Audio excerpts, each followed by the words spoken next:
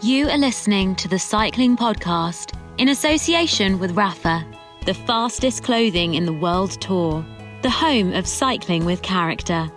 Ride and watch with Rapha in 2019 as they partner EF Education First and Canyon SRAM.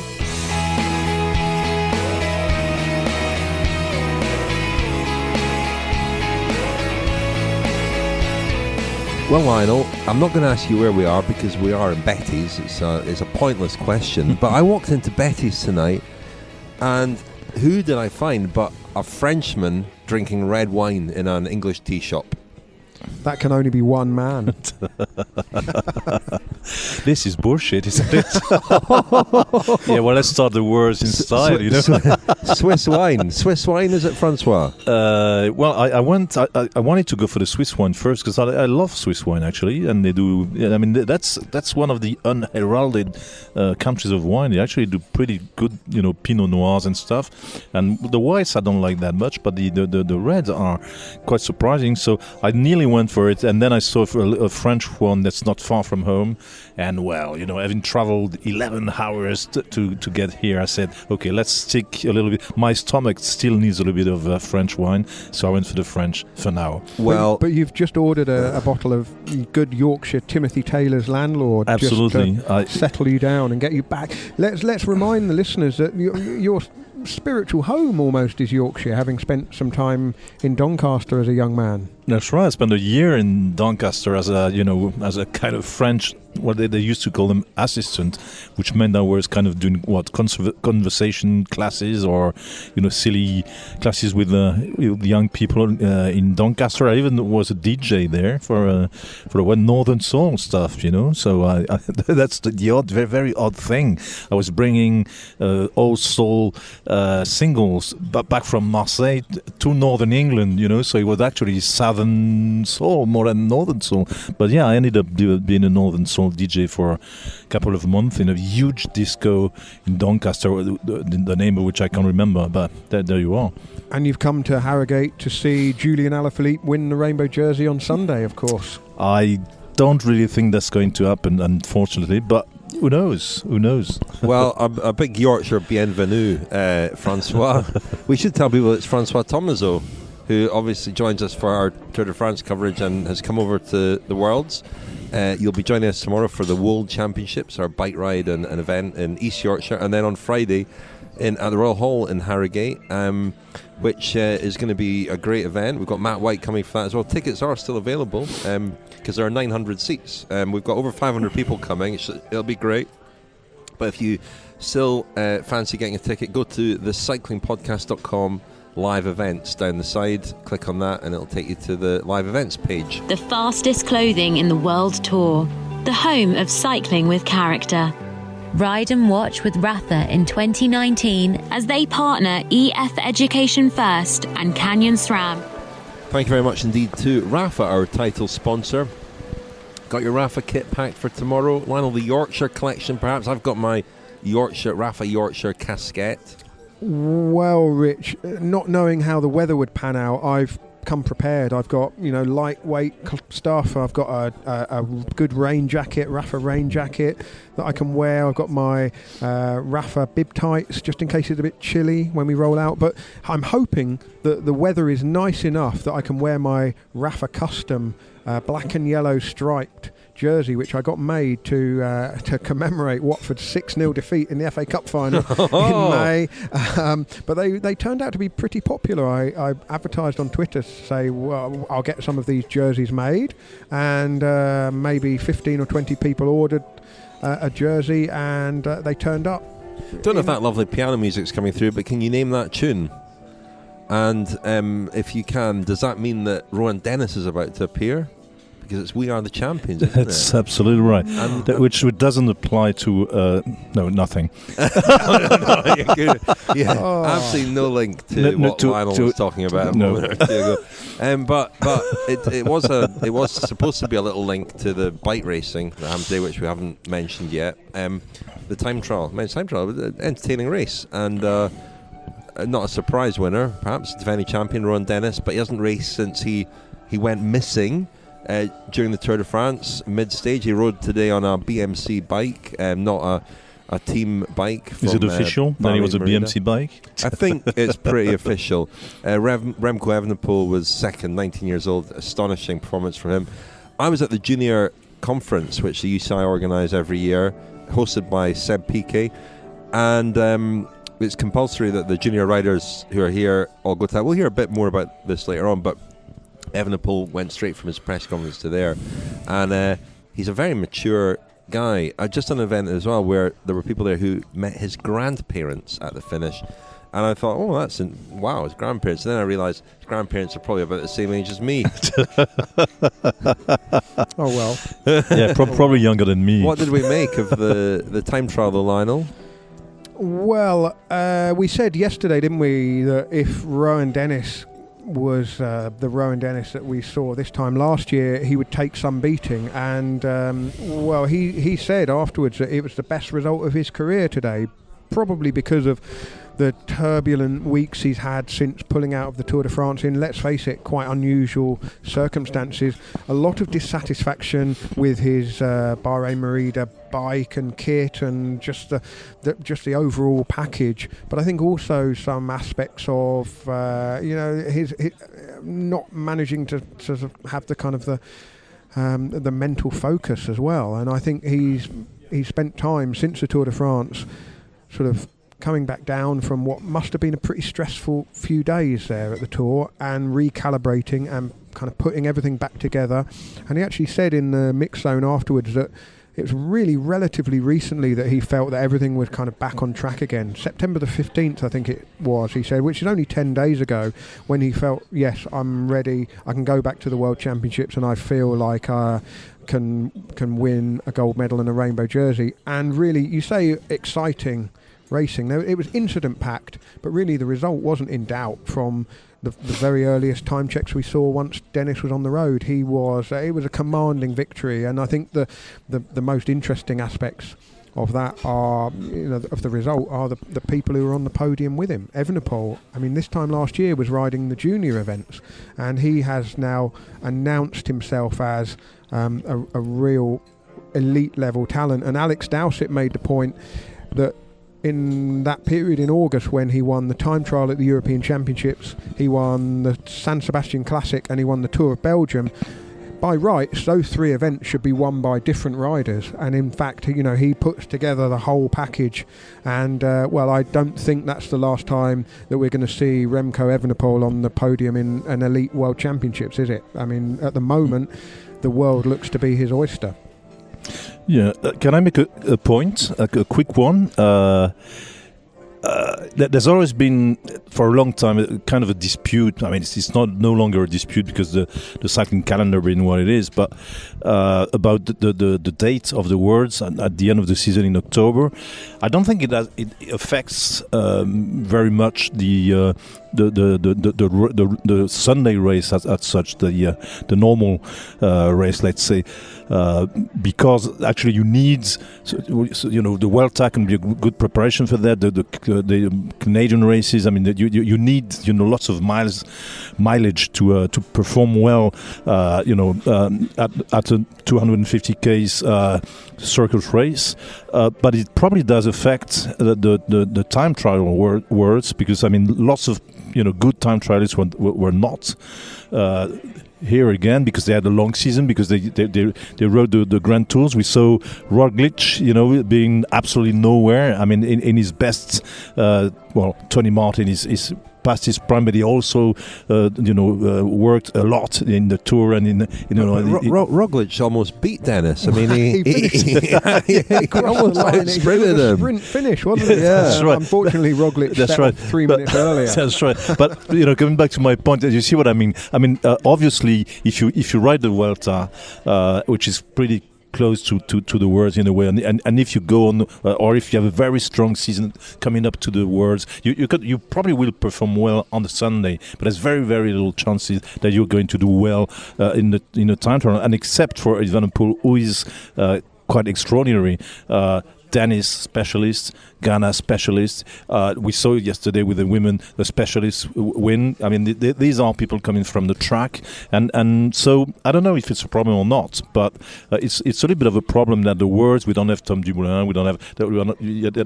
There's lots of these guys or Thomas or many others. I'm not, in a way, it undervalues a little bit the TT words. Well, but I would say that for Dennis, ironically, he has had the opportunity to prepare perfectly for this. Without any races since the tour, lots of training on his time trial bike. It's such a specific specialist event that doing the Canadian races or other road races wouldn't have been ideal preparation. Whereas he's had the opportunity. The question I'm kind of raising is it a good idea to have the TT words and the roads words at the same in the same week? Because see what I mean? It's interesting, because I was thinking today about how this is the biggest individual time trial of the year. The trend over recent years at the Grand Tours has been to shorten the distance, and as Alex Dowsett said, put a big old climb in the time trials, because the Grand Tours want the time trial stages to maintain the suspense rather than crack the general classification. So they don't really want the 54 kilometre Miguel Indurain, Jan Ulrich style time trials, or Lance Armstrong style time trials, where one rider could absolutely break everybody else and either confirm their dominance in the mountains or assert their dominance on the GC. And so we've seen this trend of there's time trials at the Tour being almost like sporting courses, as we say in England, where there's a climb in the middle, or it's a race where there's even perhaps a bit of doubt over whether the riders would ride a time trial bike on those climbs. And then we come to the end of the season and we have a 54 kilometre test that's over an hour and 8 minutes or whatever of racing. It's a very specific type of test. Everyone kind of said it's a fair test of ability on the day because the course was fantastic. It was a real, it tested different abilities across the 54 kilometres. But I agree with you, Francois, it's really reduced down the number of potential contenders. And I think we see with Roglic, who's just won the Vuelta, clearly a world-class time trialist, but didn't have enough gas in the tank to compete over this distance today. And I do wonder whether back 20, 30 years ago, when we had the Grand Prix des Nations and the Grand Prix Eddy Merckx, two standalone time trial events, and you could kind of weigh up who's the overall best time trialist of the year. Yeah, but the Grand Prix des Nations was much earlier in the season, so you could prepare for it specifically and then go ahead with the Grand Tours, which is... and next year with the Olympics, I'm sure the Olympic goal will affect the way the preparation of the riders and probably affect the Grand Tours as well. I mean, we're heading towards a direction when actually if somebody's real goal in the season is to win either the TT Worlds or the Olympic goal on track or the TT, it will need specific training, and it will probably mean sacrificing your chances on the road. Rowan Dennis, I mean, Lionel, you spoke to him at the end. I mean, what a story, really. And he was very emotional at the end. His family were there. His agent, manager Andrew McQuaid was there. Team Dennis kit they were wearing. This was a big deal to him. He won last year, but this clearly meant a lot because you wouldn't say his career was on the line, but the guy's got some problems to resolve. He's still under contract for Bahrain Merida next year. We understand he'll ride for Bahrain Merida. There'll be a new regime at Bahrain Merida, which might help him. But you spoke to him at the finish, I think. Well, I didn't actually speak to him, but there was a big huddle around Dennis. He was obviously the man in demand at the finish. And, let's first of all hear what he said. Biggest win of my career, to be honest with you.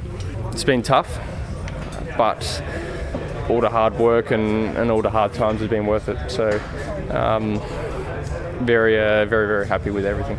There's been a lot of work done off the bike mentally to get me prepared just to line up here, let alone win. So, really, it's a reminder that it wasn't just my body. My body was always good. It was it was a lot of work off the bike from my sports psychologist and David Spindler, and almost a bit of a thank you as well for what he had done for me. It's too hard to explain, to be honest. It's obviously it's in very, very basic terms a lot of support, to be honest, to get me to believe and be more confident and not be so negative in my head, to be more positive about the good things that are going on in my life. I knew I was on a good one.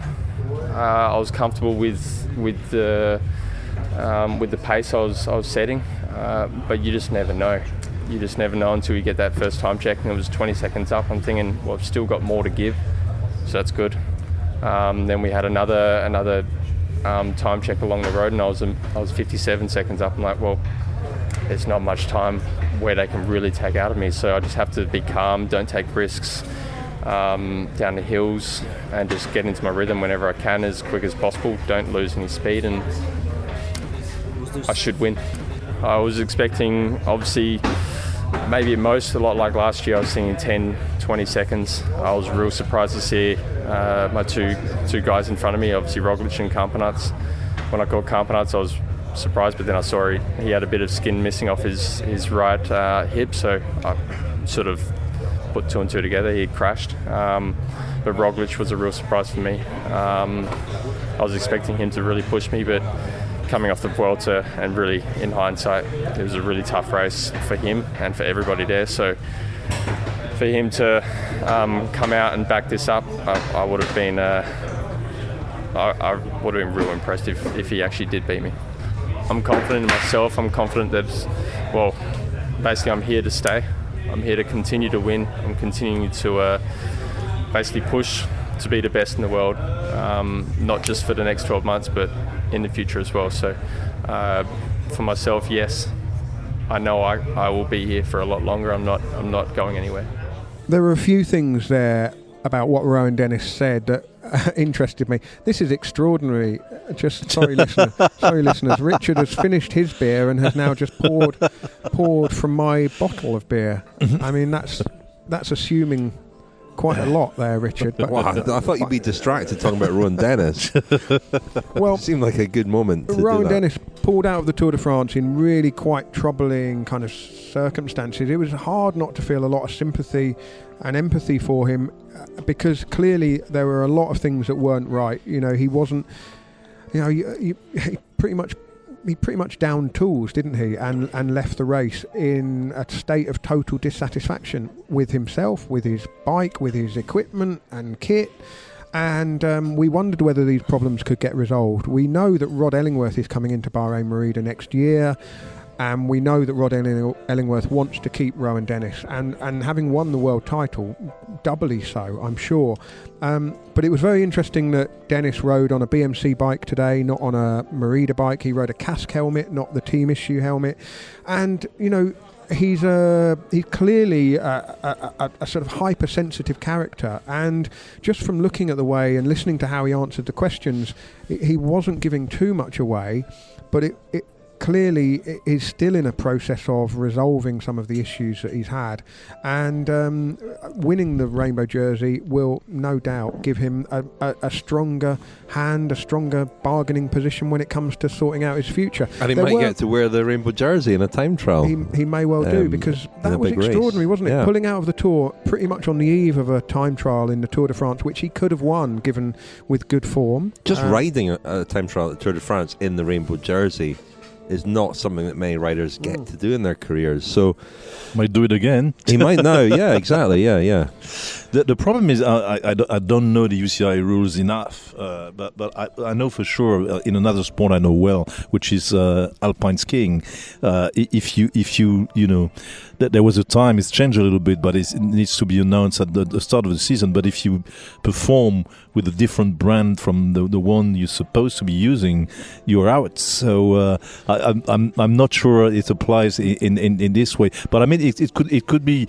I mean, Dennis could start a precedent even the other riders could tell their teams, right? You know, your I'm not naming any brands, but I mean, you know, the bikes you're giving us are not good enough. I want to have my own bike sponsor. I mean, you know, not a great day to be selling Merida time trial bikes, is it? But today? It's clearly not good enough for him. And I think if you're an elite athlete and you want the best, and you know that there's a difference in equipment, I think that psychologically that's hard. And I think it's very easy to transfer other psychological issues onto a dissatisfaction with kit. I mean, well, time trial especially. I mean, time absolutely. trialists are an unusual breed. You know, they're very precise and everything has to be perfect. And you know, I think some people maybe didn't take his dissatisfaction seriously at the tour. That's a nice little jig you're doing there, Lionel. But you know, he wouldn't have wanted to ride at the tour without everything being perfect. So no, and just to go back on to what you were saying, François, about the strength of field and so on, I don't think that detracts from the performance of Rowan Dennis today, because he was exceptional, and that was a really interesting, tough course that contained a lot of elements. I mean, we saw Yves Lampaert had a bad fall, Victor Campanet's had a bad fall. Sobering moment when Yves Lampaert hobbled into the line very, very slowly, and still at 10 minutes down, still averaged 41 kilometres an hour. But yeah, he crashed, Campenert's crashed. And even the gap, I mean, you know, 130 on Evenepoel is a lot. So you know, probably with 109 to be. Is it? Yeah. 109. Anyway, more than 1 minute on Evenepoel. Yeah, I mean, even with, you know, Dumoulin, whoever you want, Chris Froome, I mean, you know, Thomas, I mean, other specialist riders, I think Dennis would, as you said, would have been very, very difficult to beat.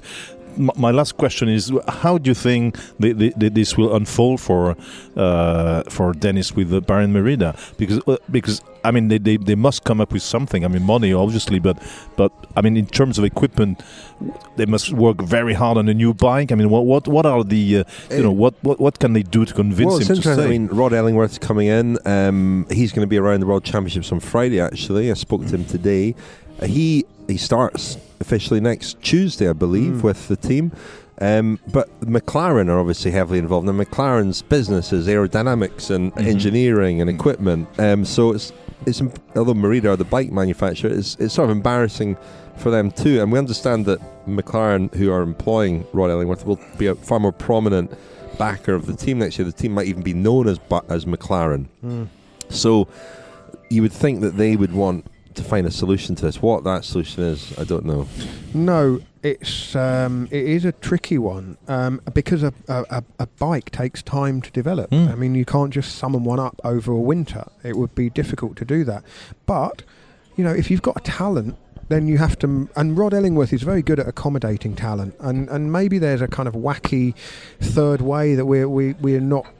You know, we're not aware of and we can't think of at the moment that could get the best out of Dennis. Because if you've got an athlete like that, surely you've got to give the athlete the best possible conditions to get the best possible results. Chute à l'arrière du peloton, cycling podcast team car at the back of the pack, please. That's the voice of Seb Piquet interrupting our World Championship coverage to remind me to tell you that tonight's episode is sponsored by the Watt Bike Atom. That's right, Richard. Anyone who listened to our Tour de France coverage will be perhaps familiar with the Watt Bike Atom because they sponsored quite a number of our episodes during the tour. If you missed those, well, the Watt Bike Atom is an indoor training device, which means you don't have to put your own bike onto a turbo trainer. It's basically a standalone indoor trainer, and it hooks up very, very easily with all of the different training apps. I'm an absolute dunderbrain when it comes to technology, Richard, as you know, but I managed to hook it up to Zwift or Trainer Road in a matter of clicks, in a matter of minutes. Lionel. And well, with the nights drawing in and very difficult to ride, after work, outdoors, turbo training or indoor training really comes into its own. So now is the time to start thinking about locking yourself away in the pain cave, and why not do so with the Watt Bike Atom? Richard, you also used Watt Bike's own software, and you found out about the pedalling effectiveness score, which wasn't that impressive in your case, was it? I found out how ineffective my pedalling was. Indeed. Lots to work on. But Wattbike have had a really successful week here at the World Championships, because on Sunday 2 of their riders from the Hoop Wattbike track team were part of the mixed relay, and one of those riders was 14th in today's men's elite time trial. I guess normally it would be something like sprint sessions, or for the erg mode, the simulated sessions. But realistically, if it's when you're in a pinch and you're in a rush for time and it's just set up, it's there, it's easy to get access to, and you're just on and riding straight away. Hi, I'm John Archibald, and I use the Wattbike to train for the track and team pursuit. This is all sort of a pedal revolution diagnostics and analytics and that kind of stuff, if you want to delve into that. Normally for us it's just the fact that say like the stability of the bike, for example, you can really put out some big power. So if you want to do some max rev outs or something that isn't as stable on a normal indoor turbo trainer, then that's what we use it for, yeah. So if you want to get prepared for your autumn or winter training using the Wattbike Atom, Wattbike is offering a free essentials pack which contains a Wattbike heart rate strap, a Wattbike floor mat, a muck-off care pack to keep your bike in good nick, and a Wattbike water bottle. All of that is worth £125, and you can get that when you buy a Wattbike Atom in September. So the deadline for that is coming up pretty shortly. I think Monday is September the 30th, so you need to get in before Monday and go and visit wattbike.com/TCP19. That's wattbike.com/TCP19 and use the code TCP19 at checkout. Well, the other really eye-catching ride was Remco Evenepoel, and he was second at 1 minute 9.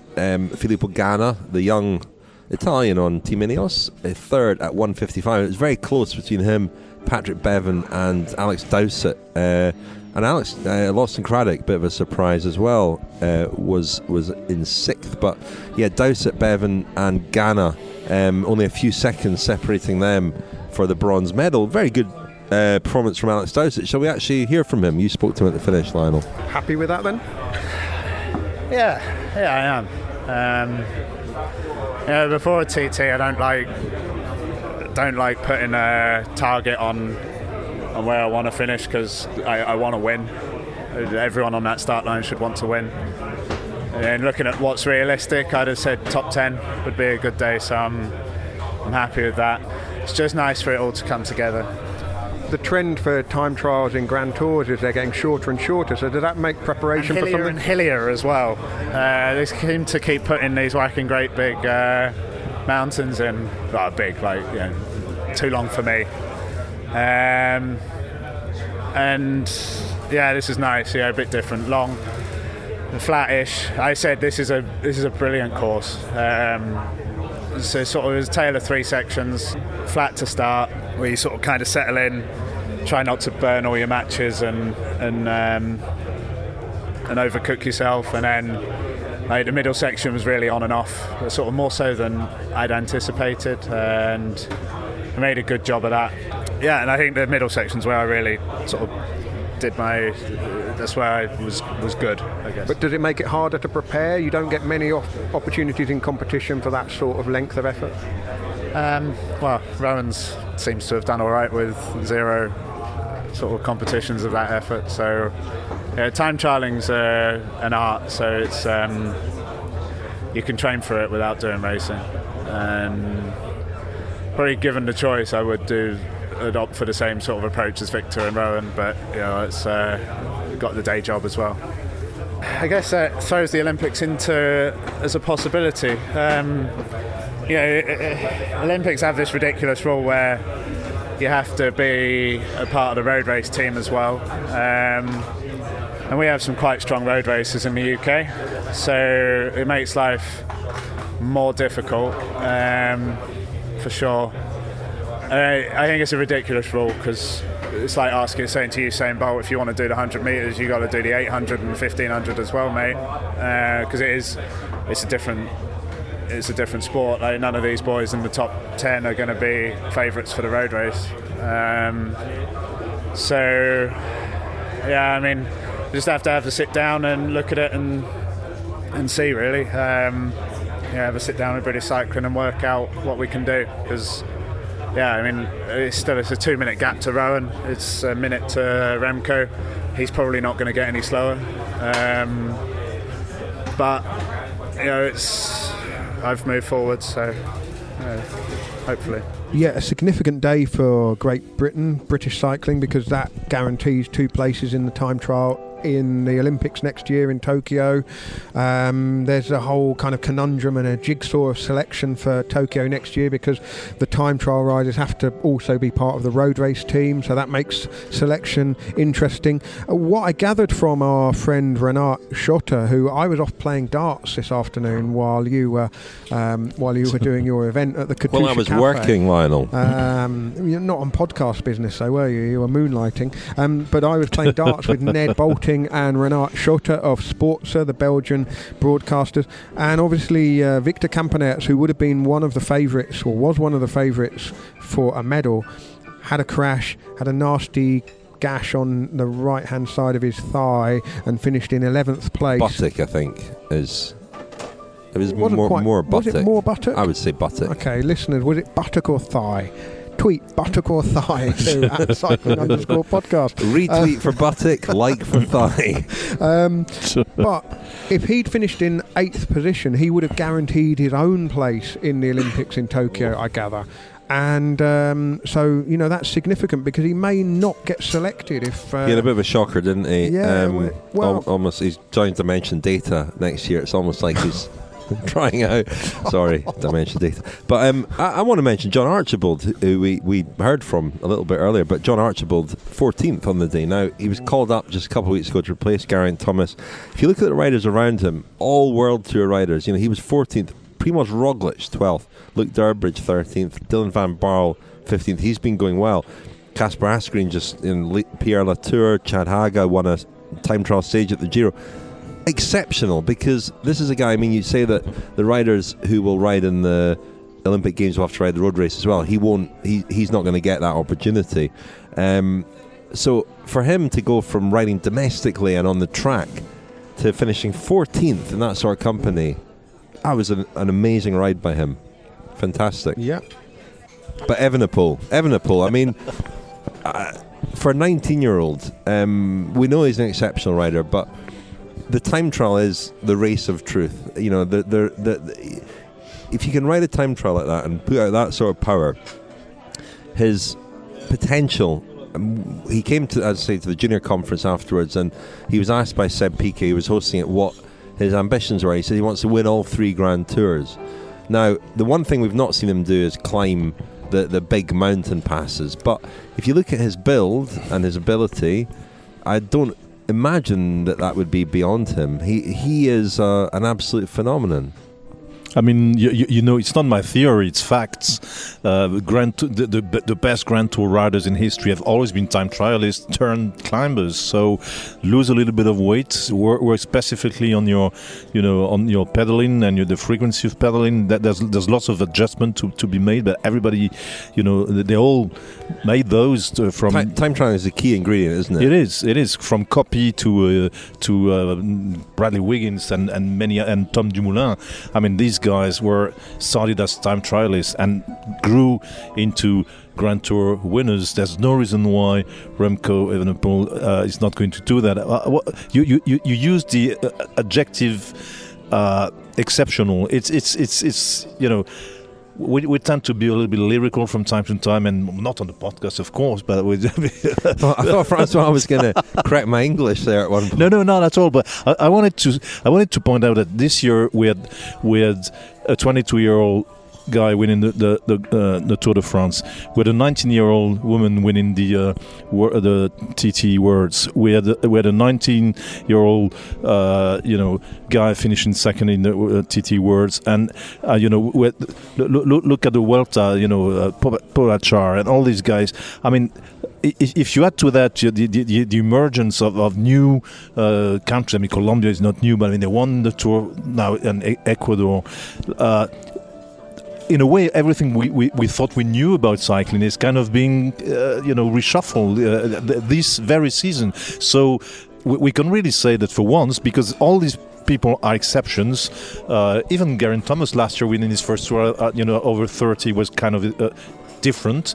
So yeah, in many ways, the season is about to end, and we've been living an exceptional season. And yet Evenepoel is from a country that is at the absolute heart of cycling culture. That's right, yeah. And the comparisons with Eddie Merckx and everybody from Belgium will be made. And well, back in January when I had the sense that the De Koning Quick-Step team launch in Spain, that they were trying to kind of shelter Evenepoel from too much expectation in his first year as not just his first year as a pro, his first year as a senior. That's the thing.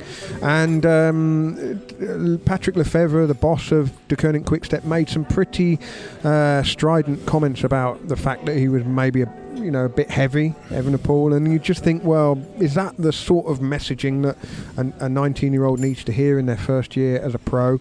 And then we see the results that he's got over the course of certainly August, that kind of strange hinterland period of the season between the Tour and the Vuelta, where there are opportunities for riders to make a bit of a name for themselves. But I mean, we saw Mathieu van der Poel win stages of the Arctic Tour a couple of years ago, and we thought that was impressive. But Evenepoel won San Sebastian, and he didn't just win it, did he? He absolutely trounced everybody, and he's gone from a gold medal and a rainbow jersey as a junior last year to a silver medal in the same discipline this year. And that I can't think of a. Can you think of another? That's not happened before. As simple as that. It's just not happened. I mean, he Greg LeMond was a similar kind of phenomenon as a very young rider, but he was held back quite a lot. And I think it's interesting because you mentioned Pogacar, who's finished on the podium at the Vuelta, aged 20 something, yeah. 20 something, yeah. And so, on the one, I mean, Evenepoel was asked also by Seb whether he'd ride a Grand Tour next year, and the next year's the Olympics are a big focus for him, and that might affect whether or not he rides a Grand Tour.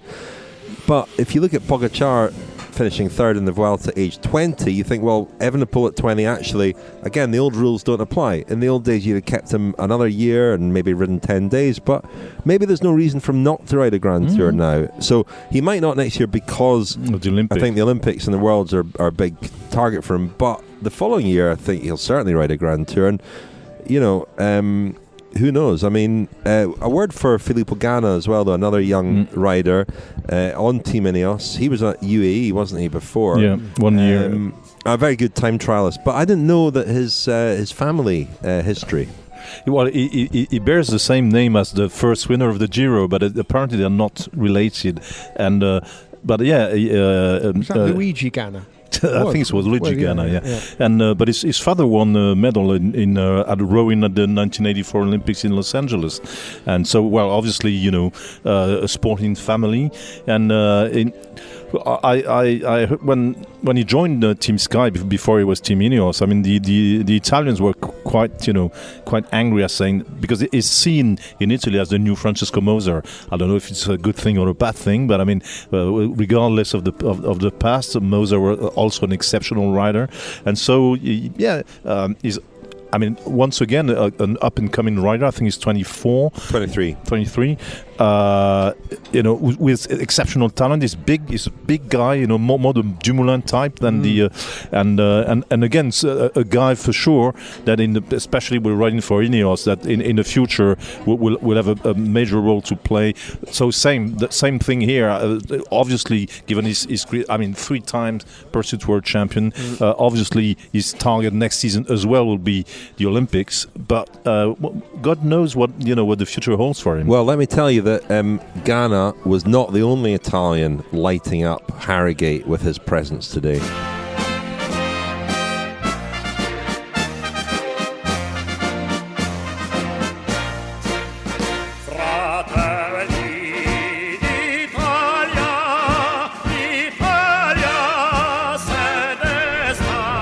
Welcome to Yorkshire, Ciro. Dear listeners, welcome also by me, this marvelous country. Also the weather is not extremely fine, but I love Great Britain, I love United Kingdom. What do you love most about it? The landscapes, also the people, the atmosphere. I definitely go with United Kingdom in my life. Now, Ciro, inevitably you're staying in the Italian team hotel, shadowing riders, but not Nibali. Why is he not here? Yes, his shape was not at his best, and maybe also the parkour doesn't exactly fit him. We have also to consider that he had a really consistent season because he did Giro and Tour. Now his goal for the last part of the season, Tour of Lombardy on the 12th of October. I was a bit confused because I know that the Olympic road race is a big goal for him next year, isn't it? And this would have seemed to me to have been a good rehearsal for that. I mean, we have to consider that the Olympic parkour is tougher than here, and maybe at the end he was not convinced 100% to came here in Yorkshire. So certainly we know that in his career he missed so far a great achievement with the Italian national team. He arrived fourth at the World in Florence 6 years ago, and definitely he will go for a gold medal in the Olympics, but also in the next World in Switzerland, which the parkour is better for him. Who will lead the Italian team then on Sunday? Matteo Trentin is the clear leader, especially in this second part of the season.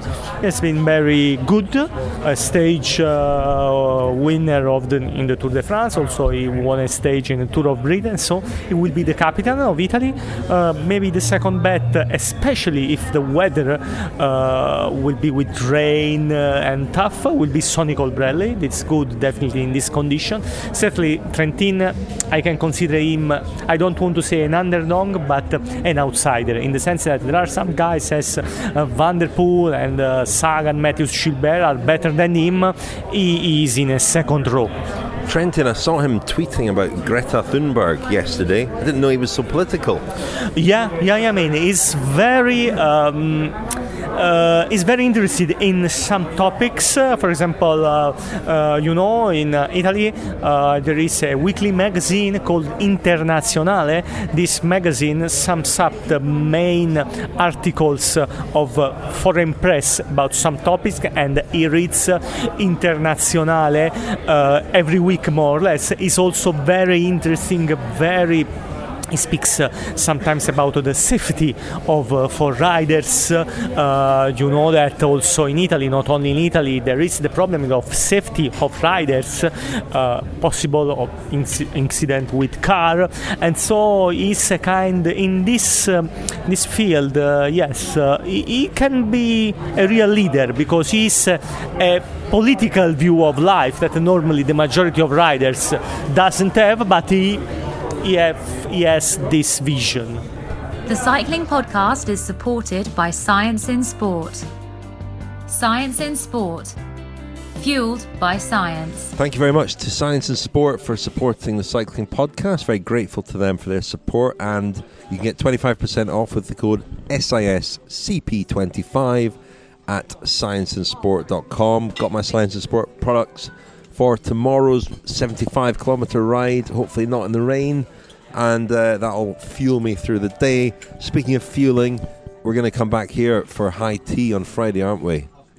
Well, we've got to introduce François to that experience, I think. Have you sampled an English cream tea before? I've done high teas since the age of 8 or something. When I was more high teas than me then. Yeah, I mean, it was when I was a kid on the holidays with my parents. I mean, we were always spending holidays in England most of the time, and the great thing of it was to go to a little pub in the country and have high tea. So here we were thinking we were going to give you a new cultural experience, François, but you've seen it all, you've done it all, haven't you? Honestly. Well, as I mentioned earlier, I went to the junior conference earlier on, and they had Cecilia Uttrup Ludwig there, who was an attendee at that conference in 2012. Remco Evenepoel came along. I was very impressed by his maturity and his eloquence, actually. I mean, he does come across as a very guy who really knows what he's doing and knows where he's going. there is a lot of pressure on him. It was interesting the things that they covered in the conference. They covered doping, anti-doping. Sorry, not doping. They didn't instruct them on doping. They covered anti-doping. They had the UCI legal counsel there, Justin Lessard, who was interesting and sort of, deliberately putting the frighteners on them a bit, saying, "I'm the guy you never want to get a phone call from," and he told them all about how anti-doping works at the UCI and about why they shouldn't dope. I mean, Seb said, "Why should riders not dope?" And he actually gave a very interesting answer. He gave out 3 points. We will catch you, he said. He talked about the misery of doping, and he's seen what it does to riders and who sort of lose a sense of themselves. He spoke about Stefan Denifil, who's been caught recently. He was very good, actually, and they did a section on communication and working with the media, and a little bit on the environment and their responsibilities with bidons and so on, what they should do with their wrappers, which I thought was interesting. On the communication side, they were sort of giving them tips about dealing with journalists and so on, and I would have probably put it slightly differently, if I'm honest. Why? What do they say that you didn't agree with? I think that sometimes they present the media and journalists as something negative and something that riders have to be very careful about. And actually, what's that? As a trap. Well, yeah, and I trap. think the problem with that, and I spoke to Cecilia Tripp-Ludwig about this afterwards, because one of the great things about her is that in her interviews she's just herself, and she's very, very open, and she says whatever's on her mind, and that's what makes her, gives her, the profile that she has partly, and also makes her very appealing to us. If we want to go and get an interesting interview, we go to Cecilia Tripp-Ludwig.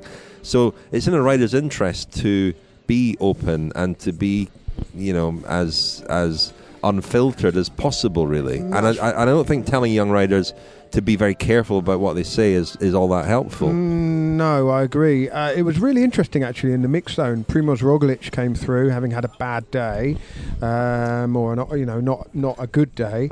Perhaps wasn't expecting to do much better than he did, but did he smile? He came through. Do you know what? He said more in a few minutes there today than he said through the whole of the Giro and the Vuelta put together, I suspect. And I think that's because it's his last event of the year. There's no pressure tomorrow. Off. He talked. All right, he didn't say anything particularly interesting, but he was a bit more expansive and a bit more open. Certainly spent a bit more time. During the Giro and the Vuelta, we saw him giving, 30 seconds of just, really clipped non-answers to real non-questions. And I think there's an element with riders who, when they're so focused, they're so in the moment of trying to win a Grand Tour, that actually they do see these, the media obligations as something that has to be just negotiated as quickly as possible, so they can get back in the bus and start eating their rice and their recovery drink and so on. Well, and so you see a slightly different side in different circumstances. Let's take an example, because I was talking of an exceptional season, but there's a sport that's going through its probably its most exceptional period in ever, and it's tennis. And why is it so? Because take Federer, Nadal, Djokovic, Murray. They understood it, and I think it was planned by the ATP. Say interesting things in the press conferences. These guys are interested not only because they're exceptional sports people, not because of the rivalries and the game they play, but also because they're outspoken, because their press conferences are never dull or boring. They used to be boring. I remember tennis press conferences like 20 years ago were terrible. They're not anymore. Like they've been briefed to be interesting. Give something This is a really interesting point.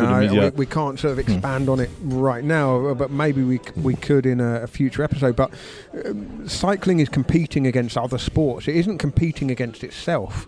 And it's really odd in the mix zone to see the UCI's press guy trying to wrap up interviews. Like, what's the point of that? Yeah. What is the point of that, really? I completely completely agree with you there. That these are the personalities that can project, the sport to a large audience and try to give as much as possible. Well, I mentioned Cecilia, you get some headlines. Cecilia Tripp-Ludwig's interview after La Course last year travelled around the world, and a lot of people have seen that interview who didn't necessarily see the race, and it did an awful lot for her and for the race. Now, not everybody can be like that, but there's real value in that, and in being open and honest and unfiltered. And the more riders that we have like that, the better the sport will be, the more interesting it will be.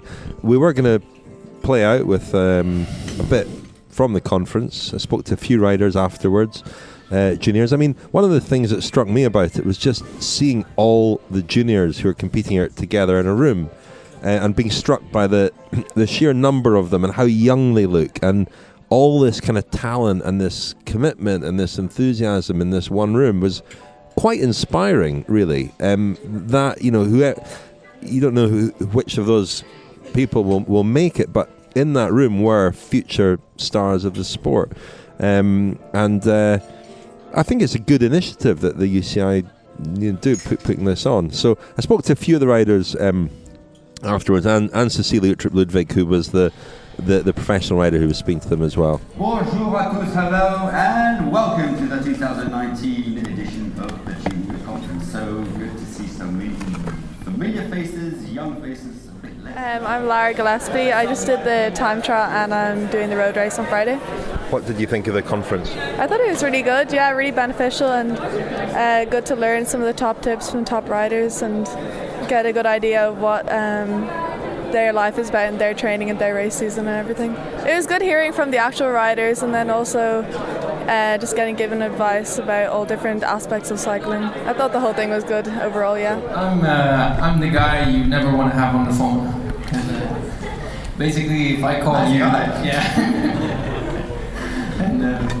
if I call you, you're in trouble. Because I'm in charge of prosecuting the cases of sanctioning athletes who we find out are doping or have committed an anti-doping rule violation. It was fun, it was fun watching the interview, and it's nice always to have women in there. I'm Catalina Soto, and I ride for Chile, and I did the time trial, and I'm doing the road race on Friday. I think maybe the doping, when you can always see where to report and where to find the substances, because I didn't know there was an app, so I actually have the list downloaded in all the languages, so I just put it there when I buy something new. So I think that was really helpful and interesting. Today someone comes to you and says, I've got this substance right now, they can't detect it, or blah, blah, blah. Well, you should think about the fact that you never know, because in 2 or 3 years, if the methods of detection improve, you could be caught. I'm Alfie George, and I'm riding the Junior World Road Race Championships. What do you make of Evenepoel up there, a year older than you guys? Is that an inspiration, or is it a little bit scary? No, I suppose it shows that it's possible to just make it from our age group, and it's good to see him there, because we were there with him last year. One day you will need each other, also in the races. I can tell you that, because sometimes it's really hard to do everything alone, or to burn some energy for nothing. So actually in life, just have fun, be kind with everybody, because one day you will need each other, and that's all I can say. Cecilia, you had an important role to play there on stage, inspiring people. Did you enjoy that? Yeah, it was really good fun. I mean, and people, they also seem to be listening a bit. I don't know with everyone, but it was really good fun, and I enjoyed it. Do you quite enjoy being, with the Danish team as well here, helping a little bit? You mentioned 2012, you were here in part of the conference yourself, but do you enjoy helping younger riders? Yeah, I do, and I really like, being with the federation, and you really you feel there's a team, and I don't know, it's a different kind of unit feeling that this is your country that you're representing. I really like that, and I like that it's all men and women and in different ages, and that the younger ones, they'll also come to ask questions, or I like that. And you ducked out the question about who's going to win on Saturday there, but what are your thoughts about the course and your own chances? Oh, that's a tough one. I guess, everyone's eyes will be on the Netherlands, so and that's also where we'll be looking. And I mean, I'm coming into this and really excited. I mean, I haven't raced for quite some time now, so I am really like a racehorse wanting to race.